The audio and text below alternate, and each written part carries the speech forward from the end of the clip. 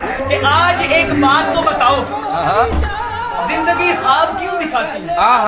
क्या बात है। क्या सितम है कि अब तेरी सूरत कॉल करने पे याद आती है?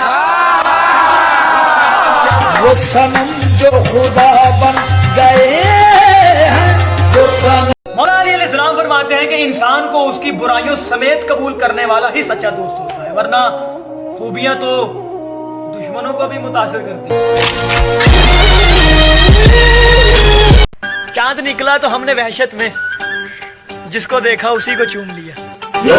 ये आखिरी सत्र में बताना है कि चेहरों पे खुशी, दिल में मवद्दत की धमाले, मस्ती की हर एक लहर समंदर नजर आए और सरकारे वो आलम तेरी आमद की खुशी है, हर एक मलंग आज कलंदर नजर आए।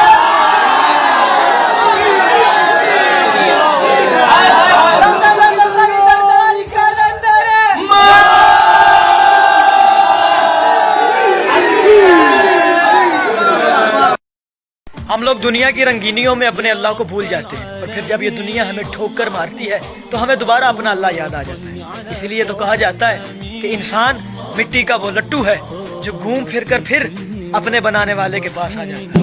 सैयद हैं अली, सैयद दारैन अली है और वालिद हसनैन शरीफैन अली हैं। अहमद के सिवा अरसाए महशर की कसम जन्नत की कमेटी के चेयरमैन अली हैं।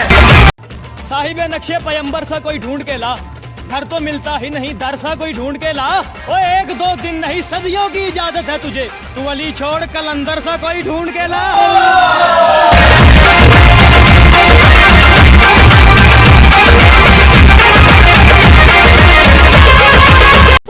एक शख्स कर रहा है अभी तक वफा का जिक्र, काश इस जुबान दराज का मुंह नोच ले कोई। मौला अली अलैहिस्सलाम फरमाते हैं कि परेशानी हालात से नहीं ख्यालात से आती है।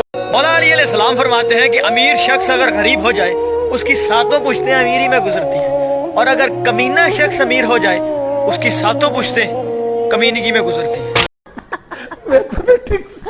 साहब लेके आ, मैं की खादा है, मैनू नहीं याद रहंदा मैं की खादा है, ना मैनू ये याद रहंदा मैं की खादा, ना मैनू ये याद रहंदा कि किदा